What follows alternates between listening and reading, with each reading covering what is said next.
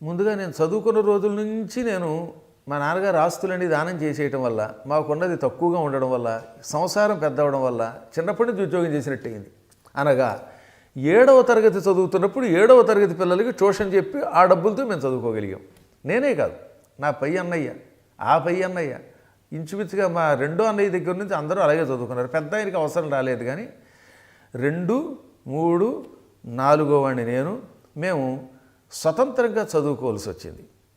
7వ తరగతి చదివితే 7వ తరగతి పాఠం చెప్పాను. 10th క్లాస్లో 10th క్లాస్ మ్యాథమెటిక్స్ ట్యూషన్ చెప్పేవాడిని. నేను లెక్కలు ట్యూషన్ చెబితే పాస్ అవ్వడు అనేవాడు ఒక లేడు, అందరూ పాస్ అయ్యారు. ఇంకా ఇంటర్మీడియట్ నేను ఎంపీసీ గ్రూప్తో చదివాను. Mathematics, physics, chemistry. తెలుగు వాడిని అయినప్పటికీ నాకు లెక్కలంటే చాలా ఇష్టంగా ఉండేది. కొన్ని కారణాల చేత ఇంకా మాకున్న పరిస్థితుల వల్ల బీఎస్సీ కోసం ఇంకో చోటకి వెళ్ళలేక బిఏలోకి వచ్చాను. కానీ నేను ఎంపీసీ చదువుకున్నాను. ఆ ఎంపీసీ చదువుతున్న రోజుల్లో కూడా నేను లెక్కల ట్యూషన్లే చెప్పేవాడిని. కాబట్టి అదొక ఉద్యోగమే. నేను ఎవరిని ఏం అడిగేవాడిని కాదు. ఇంటర్మీడియట్ 2 ఇయర్స్ గణపురం కాలేజీలో చదువుతున్న రోజుల్లో మా బ్యాచ్లో మొత్తం 46 ఉండేవారు. 46లో 23 మంది నా స్టూడెంట్లు. ఆ 23 మంది నాకు ఒక్కొక్కళ్ళు నెలకి 15 రూపాయలు ఇచ్చేవారు. అంటే ఇంచుమించుగా నాకు నెల తిరిగేసరికి 230 రూపాయలు వచ్చేది. ఆ రోజుల్లో 230 రూపాయలు అంటే ఆలోచించండి. 1981 నుంచి 83 మధ్యలో నెలకి 230 రూపాయల సంపాదన. ఆ సంపాదనతో చదువుకోగలిగాను. అది చాలా ఎక్కువ. ఎందుకని మేమున్న ఇంటి అద్దె 40 రూపాయలే. 230 రూపాయల్లో కొంత దాచుకోగలిగేవాడు. తర్వాత ఏమైపోయింది, మళ్ళీ మధ్యలో కొద్ది రోజులు హిందీ వైపు వెళ్ళాను. అనేక కారణములు.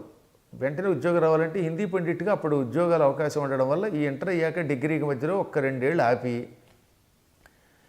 ఈ ప్రవీణ మొదలైనవి చదువుకుని ట్రైనింగ్కి వెళ్ళి అప్పుడు మళ్ళీ బిఏలోకి వెళ్ళాను. అది పూర్తి చేస్తున్నప్పుడు ప్రతిరోజు అక్కడ ఒక కాన్వెంట్ ఉండేది, ఇంగ్లీష్ మీడియం స్కూలు. దయానందరాజు గారు అనే ఆయన గణపురంలో జయా ఇంగ్లీష్ మీడియం స్కూల్ అనే స్కూల్ నడిపి దాన్ని మా నాన్నగారితో కొంతకాలం, మా చిన్నన్నయ్య రెండో అన్నయ్య గారిని ప్రిన్సిపాల్గా కొంతకాలం నడిపారు. ఆ తర్వాత వాళ్ళంతా ఉద్యోగాలు వేరే చోటకి వెళ్ళిపోయాక ఆ స్కూల్ రన్ అవుతూ ఉన్నప్పుడు పార్ట్ టైమ్గా, అంటే ఏంటి, నా కాలేజీ ఉదయంతో అయిపోతుంది 1 గంటకి, మధ్యాహ్నం 2 గంటల నుంచి 4 గంటల దాకా ఆ కాన్వెంట్లో నేను టీచర్గా పనిచేశాను. ఇంగ్లీష్ మీడియం స్కూల్కి ఇంగ్లీషే పాఠం చెప్పేవాళ్ళం. ఆ తర్వాత మళ్ళీ నేను డిగ్రీ పూర్తయి ఎంఏ చదువుతున్న రోజుల్లో కూడా పార్ట్ టైమ్గా విద్యాజ్యోతి అనే ఒక స్కూలు సరిపల్లిలో గణపురం పక్కనే ఉన్న స్కూల్ ఉండేది, అందులో చేశాను.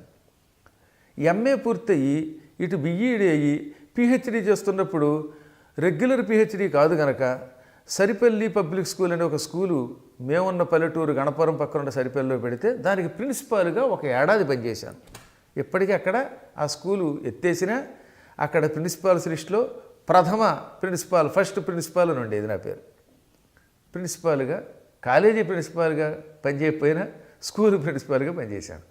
అదిగో అక్కడ పనిచేస్తున్నప్పుడే సర్ సిఆర్ రెడ్డి కాలేజీలో తెలుగు లెక్చరర్ పోస్ట్కి ఇంటర్వ్యూకి వెళ్ళడం, పొట్లూరి నారాయణదాస్ గారి ప్రేమతో నన్ను పిలిచి ఉద్యోగం ఇవ్వడం.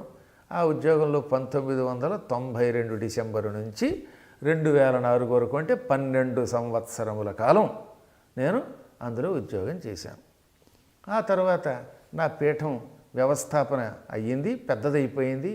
ఈ 2 ఉద్యోగాలు చేయలేకపోయాను. కాలేజీలో ఉద్యోగం చేస్తూ పీఠం నడపడం చాలా కష్టం, పైగా పీఠం చాలా పెద్దదవుతుంది, ఇంటర్నేషనల్ అవుతుంది. అందుకని ఉద్యోగం మానేశాం. మానేస్తున్నప్పుడు కూడా మా తోటి లెక్చరర్స్ చాలామంది బాధపడ్డారు. మా ప్రిన్సిపాల్ గారు వద్దన్నారు. ఆర్ఎస్ఆర్ గారిని ఒక ఆయన ఇప్పటికీ ఏలూరులో ఉన్నారు, ఆయన ఎమ్మెల్సీగా కూడా చేశారు, రాము సూర్యారావు గారు. ఆయన అయితే ఏమిటండి మీరు, ఏ పీఠం అయితేనేమి ఉద్యోగం అంటారా అన్నాడు ఆయన. కానీ తప్పదు, మానేశాం. కాబట్టి క్లుప్తంగా ఎన్నో ఉద్యోగాలు చేసాం. ఏది చేసినా టీచింగే. ఆఖరికి లెక్చరర్ ఉద్యోగంతో నేను విశ్రాంతి తీసుకోవాల్సి వచ్చింది.